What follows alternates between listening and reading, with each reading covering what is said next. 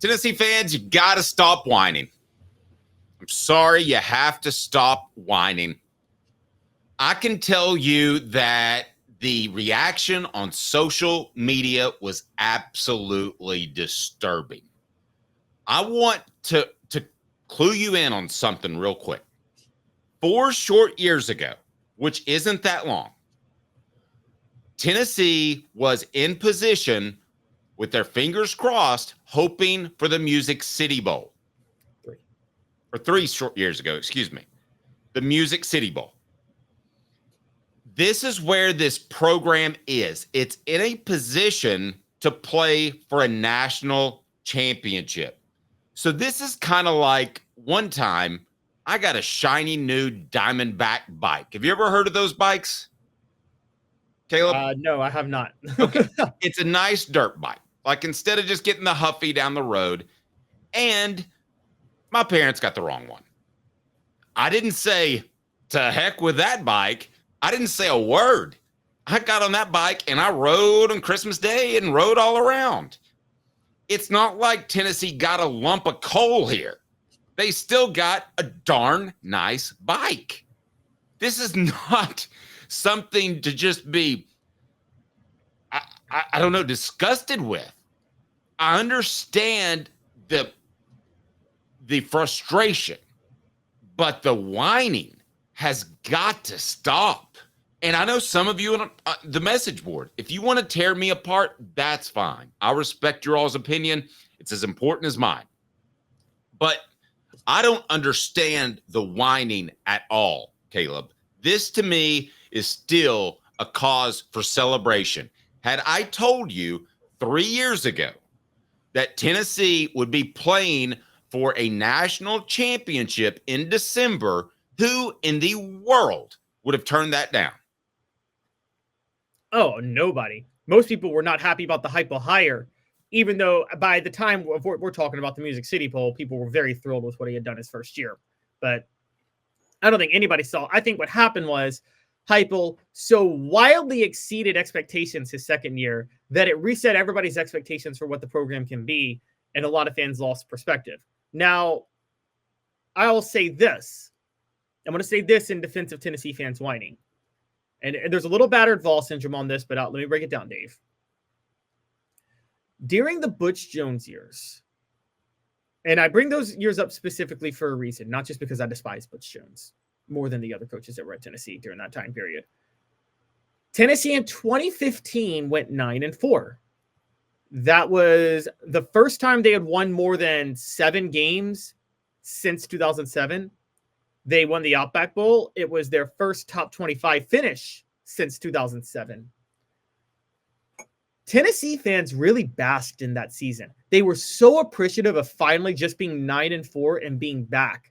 And I feel like that resting on the laurels infected the players. And I feel like the infecting of the players led to them not taking things as seriously in the offseason, in the summer, and then the next year. That's why they, again, went 9-4 despite having a team that should have won the SEC East. Now, you can say they went 9-4 again because they had Butch Jones as head coach. And I'm not going to sit there and deny that fully. But I think a lot of it had to do with they were a victim of their own success. What is it Nick Saban always preaches, Dave? The human condition is not to thrive, it's to survive. And what he means by that is what happens with humans is this is why it's so hard to repeat in sports. Once you reach a goal, whatever that goal may be, it becomes very hard to say, I want more from that goal. I want to shoot higher this time. You have to recalibrate your mindset. I think the one thing that's good about Tennessee fans whining is that 3 years ago, their goal was just to hope to be in this position. Now they are. So now the hope is, okay, what's the next step? Let's go try to win a natty. And that is a good mindset to have because I've always talked about this. Fans' mindsets, I don't care what they tell us. I don't care what Cooper Mays is going to tell you. I don't care what Jacob Warren has told us in the past. I don't care what Fred White has told us. We have a lot of former players on this show. I don't care what Ollie Lane tells us. The mindset of the fans creeps into the mindset of the players. It has happened since the beginning of time in college sports. And I think it kind of happens in the pros. I think the mindset of the Cowboys creeps into your Cowboys, Dave, quite honestly. And I don't even, honestly, Caleb, I mean, I barely watch them anymore. I mean, becomes such a circus. If I wasn't just a loyal person, which you'll find through working with me, I would flip teams. But I've got Tennessee's fan base is blank, happy, whiny. And I know some people aren't, they just like me and Caleb for some reason. They aren't a part of Tennessee's fan base, but this is your, for the most part, your own fan base saying whiny. Your own fan base saying whiny at 40%. Happy is 60%, roughly, give and take. And it looks like whiny's making a run.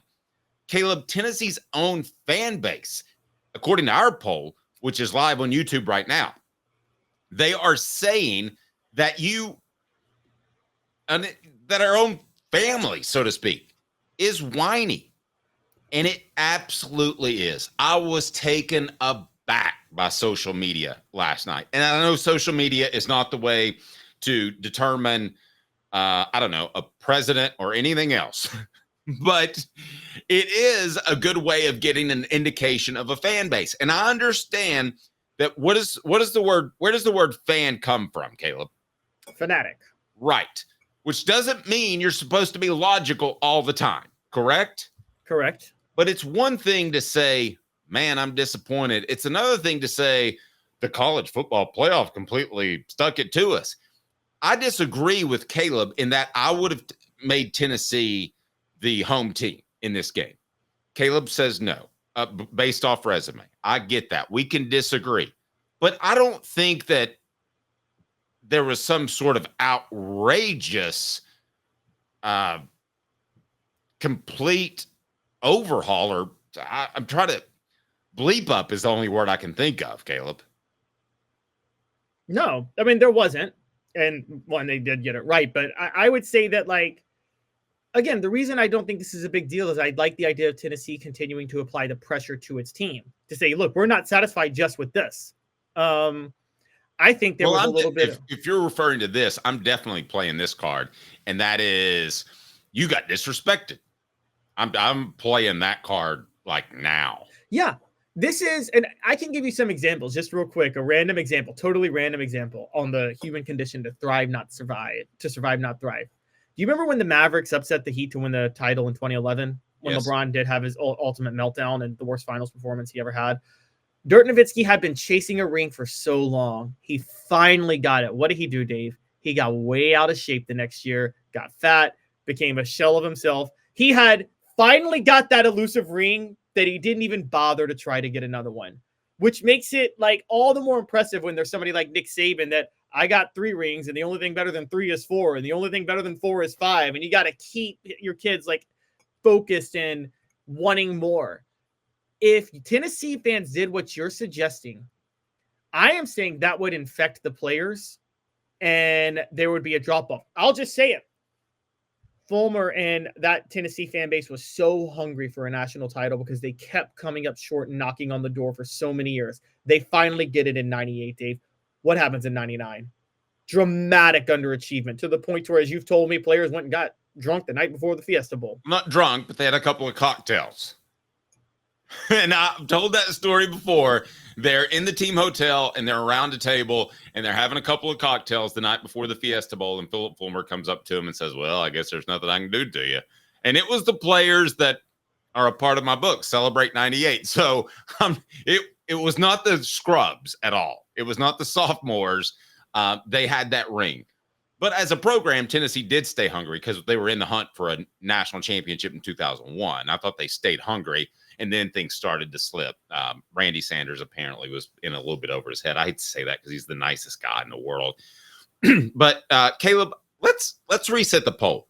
My voice broke. Apparently, I'm going through puberty again. Let's reset the poll, which that's exactly what I need.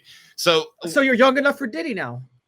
Ooh. Okay, I'm sorry. It was a bad joke. Yeah, why don't you throw in a Michael Jackson joke? Well, I did the Bill Cosby yesterday, so I can't. Oh, no, Bill Cosby went for of age women. He just went for them against their will. I know. All right. By the way, I saw a documentary where, Michael Jackson's voice like that's not really how he talked. Totally fake. Totally fake. Totally fake. That he just had a regular guy voice. All right, so reset the question. And that is, somehow encapsulate how confident our listeners are that Tennessee can go to Columbus and get a win. I don't know if you want to do 10 to 20%, 21 to 50%, 100%, however you want to do it. But if you're not confident that Tennessee can go up there and get the win, then don't even worry about watching the game, because they can. And they're going to be very good with extra time to prepare. What the H, brought to you by Medicare Misty. Commercial Bank is your neighborhood bank. What makes us different from other banks? We understand that every customer has unique opportunities, challenges, and financial concerns. We don't expect you to fit into the same box as the next person or business. That was obviously not Medicare Misty. I've been in business actually 19 years this year. I've been in the community since 1993. You're getting a lot of information. Unlike when you were working, they made the choice for you. Now you have to make the choice. Come to us and let us help you make it easy. Call Medicare Misty, MedicareMisty.com or 423-777-5577. Let us help them sleep at night. And we call her Medicare Misty. All right, Caleb, how you phrasing this? All right, so I'm going, what are Tennessee's chances of getting a win at Ohio State? And possible, slight chance, realistic chance, but less than 50%, and then greater than 50%. Okay. What do you think of their chances? Realistic chance, but less than 50%.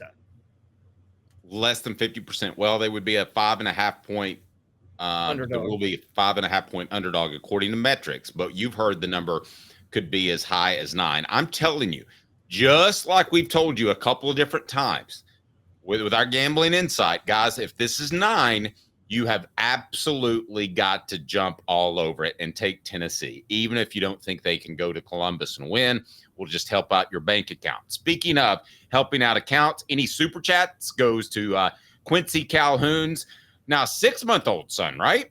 He turned 6 months today. Where in the world? I mean, how does that happen? Hit like and subscribe now. Go ahead. Y'all say that. It feels like it's going way longer for me, but, it's a blur. Oh, yeah. Wait till they're 19 and 21. Okay, so go ahead and wish Quincy a happy birthday. Let's do that. And if you want to super chat him for his birthday, all money goes to Quincy Calhoun's college fund, which Caleb has promised that he will not gamble away. Do I trust him completely? No. But I can tell you that he's given me his word.